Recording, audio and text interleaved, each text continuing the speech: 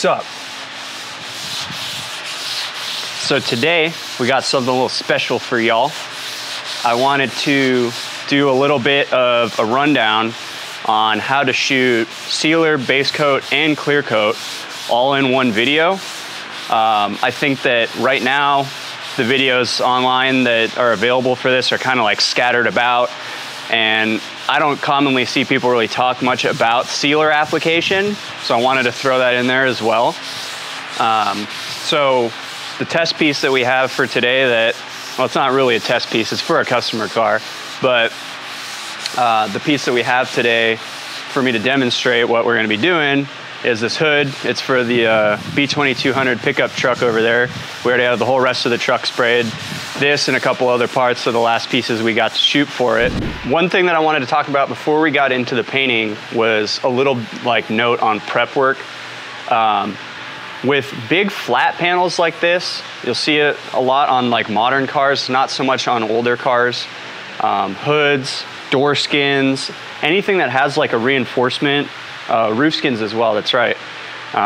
Anything that has kind of a reinforcement underneath it that has the little glue tabs. When you're block sanding them, block choice is really important, right? So I always use the longest flat block that we can use, also the lightest block. Weight actually does kind of matter in these instances because there are sanding blocks let me see. I've got these older ones, right? These things are monsters, dude, and they actually weigh significantly more, and that can matter for what I'm about to tell you, right? So those glue tabs, I've seen it all the time, right? Where people go through and they long block their whole car out and everything, and they still got, little ripples or dings on their hoods or on the doors. And the thing is that actually those dents weren't there until you started sanding it, right? So essentially what happens on a panel like this is the sheet metal is very thin, right, and super flexible. So if you're putting too much force on it, or you've got a block that's a little bit too heavy and you're pushing a little bit too much, what happens is you've got the glue tab areas where they're really rigid, right? And the sheet metal that's on top of them is super flexible. So as you're pushing, the glue tab area remains solid in one spot, but then the sheet metal around it flexes down as you're pushing, right? So essentially it pushes the sheet metal up in that area while you're blocking, and then you cut it flat, and once you release the tension on that sheet metal, you actually wind up with a little low spot, right? So comment below if you guys have a better method of conquering these types of things, but my method of doing it is I use a really big, nice lightweight long block with a really light touch. I just kind of glide it over the surface, let the paper do all the work and stuff, and normally that's more than enough, especially on a door skin or something. Hoods and roofs can be a little bit more temperamental. Got it. But this is just kind of something I wanted to bring up because actually Angel had never seen it before. And we're kind of fighting with it a little bit on this hood because this is a cheapy reproduction hood. The metal's really thin and really flimsy, and the skeleton underneath was not applied very nice at the factory either. It showed up and it was damaged straight out of the box. This thing looked like waves in the ocean. So we're just gonna try to get it good enough. The truck doesn't need to be perfect. If this was a fancy, nice restoration job, we would be going through and just making sure this thing's laser straight. This is just a little driver truck. So if it's got a little, ripple or wave or whatever, it's fine. We're managing our expectations on this. We're not trying to make it perfect. I know that a lot of channels are gonna make it seem like everything they do is absolutely perfect, but if you're a painter and you look at the stuff that they're actually doing, you'll be able to see that it's far from that. Not all paint work needs to be flawless, right? We always try our best to do what we can within the customer's budget, right? So we already shelled out and bought her a brand new hood because the old one had a big old hole cut in the middle of it, literally big hole for a hood scoop.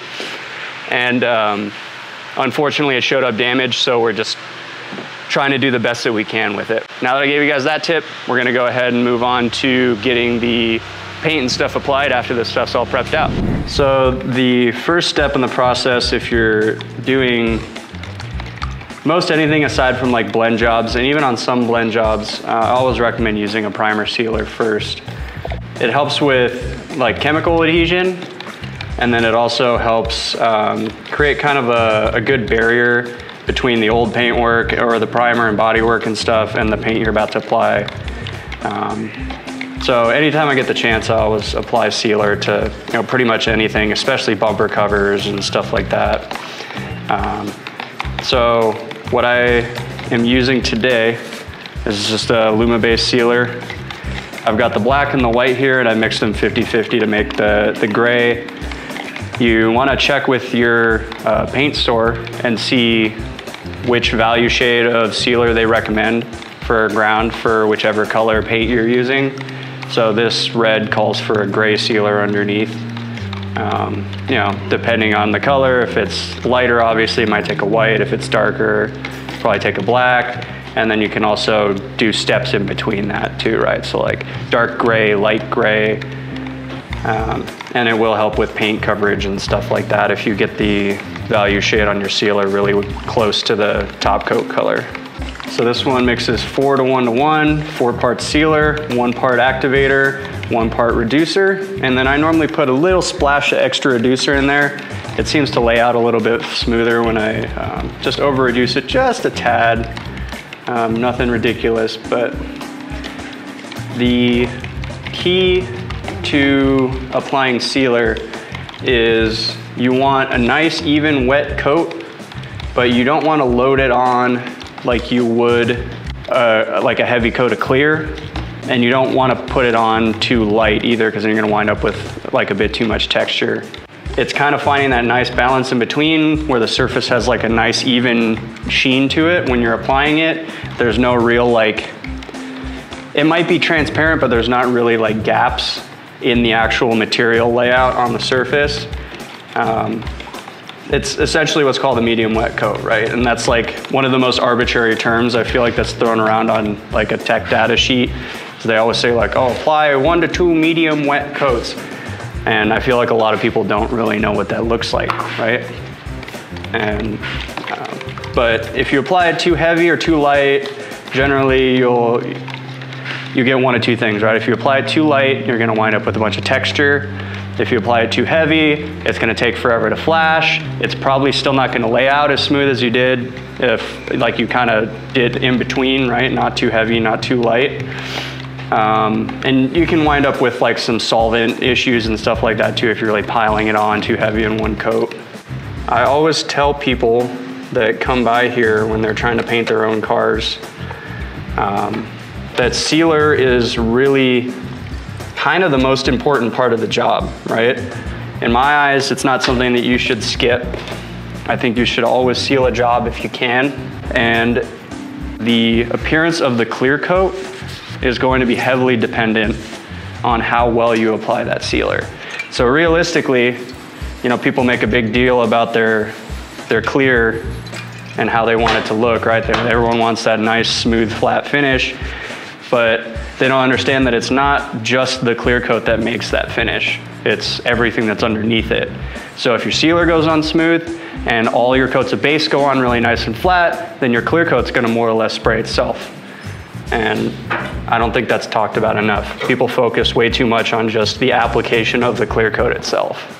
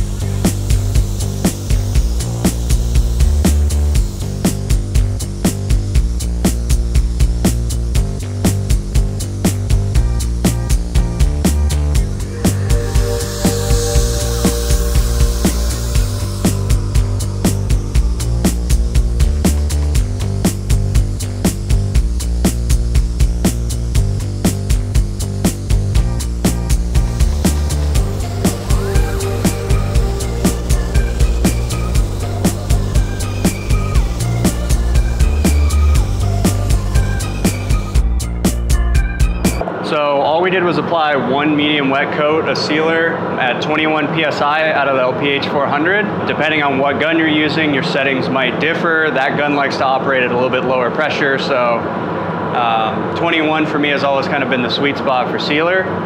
Now, hopefully getting to see it like be applied will give you a little bit better idea of what I was talking about, because you can see I wasn't like moving real slow, I wasn't hammering it on there, but I was getting just a nice, even, smooth, like wet finish across the whole panel. Now, if your sealer goes on looking a tiny bit textured or dimply, that's okay, as long as it's wet. A good sealer should flash off and kind of flatten out a little bit, just like clear coat will. So we'll see when we come back after lunch that all this stuff should be nice and smooth and ready for the first coat of base. All right, so that first coat of sealer is all flashed up. It's important that you read the data sheet for whatever sealer you're using and abide by their guidelines for flash time before top coating, because it can cause a lot of issues if you top coat it too soon or if you wait too long, right? So this one is at least 15 to 20 minutes, but it's top coatable for up to 6 hours. I never try to push that upper limit. And my sweet spot is about 30 to 45 minutes. I normally wait a tiny bit longer than the 15, just because I don't like to top coat it while it's still looking like there's, you know, spots that are still a little glossy and such. But still well within the 6 hour window. So what we're doing now is mixing up our base coat. It's a 2-to-1 base. There's some bases that are 1-to-1. There's probably some ones I haven't used that have other ratios as well. Again, pay attention to your data sheets. And we're gonna do the same style of application essentially for this coat. So medium wet, we're not gonna load it on there real heavy, but we're also not gonna spray it super dry. We're gonna find that nice in between where it's wet. We're using a slow reducer because it's hot as hell. Remember, send us more money, AC, right? But always use the slowest reducer possible. Honestly, I use slow when it's like 75 degrees outside. And no, that's not a bad thing to do. It'll just make it lay out nice and smooth and flat, which is what you want. The chances of it getting real seedy and like sand piling on you when you're using like medium in like anything above 70 degrees is a lot higher, especially when you're doing like what I'm doing and you're shooting the underside of a panel and the top side. So what can happen is the paint, while you're spraying the underside, gets around up onto the top, it lands dry on there, you spray the top, and then you got a bunch of sand piling and texture and stuff starting because your dry over spray landed on the top, and then you coat it over it, and now it's all stipply and textured and stuff.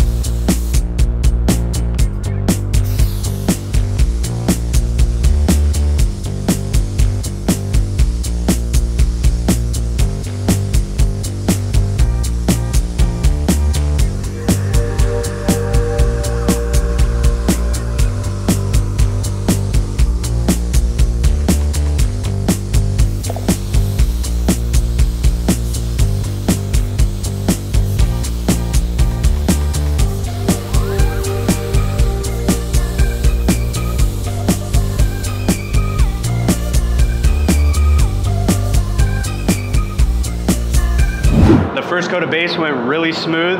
You can see I just did that nice smooth overlap, nice wet, medium wet coat, wasn't hammering it on, right?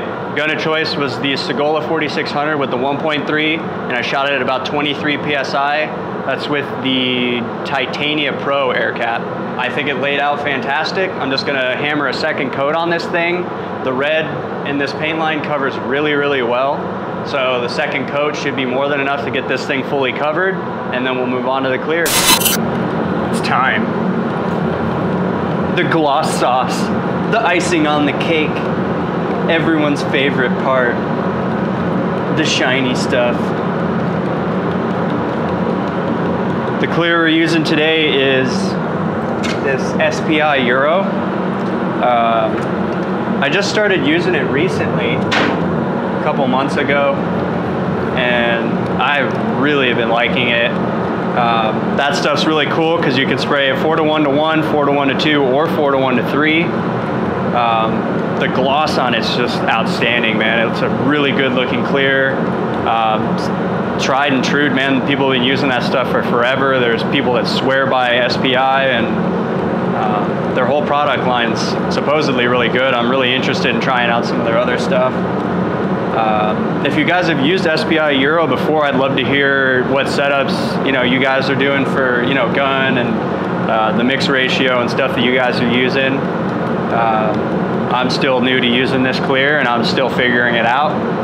Right now, I'm just spraying it at 4:1:1 because I want the highest solids. I want it to be as thick and juicy as possible. And if I gotta wet sand it a little bit, I gotta wet sand it a little bit, But I sprayed the rest of the truck at 4:1:1. This same gun, I believe at 28 PSI with the 1.3, and it laid out pretty nice. Got a real fine texture to it. Looks like probably like an OEM type finish on it. I might not even wet sand and polish the truck, honestly. It's just a driver, and I think it looks really nice just the way it is, but we'll see what the customer wants. That's all that matters, right? So with your clear coat, you generally want to apply it just a little bit wetter than that medium wet that most of the coats like before it are applied, right? You don't want to pound it on there, right? Like you don't want to flood the whole surface. A, like on panels that are hanging up, you're going to get a bunch of runs, but B, you can get solvent pop, you can get dye back, things like that. So you don't want to overload the material. I think the best way, and the way that I learned, was essentially watching other people apply clear and kind of watching the surface, right? Like seeing how that clear is really laying out is, in my eyes, kind of the most critical part. Learning to kind of visually see how the clear is supposed to go on, because you don't want it too dry, you don't want it too wet, but you definitely want it wetter than just a regular medium wet coat. In my eyes, like the film build and the speed and stuff like that you apply it is kind of the more nuanced part of spraying any of this stuff, sealer, base, or clear. And that's kind of the part that takes the years of experience and stuff like that to really make second nature in your mind, right, when you're applying it.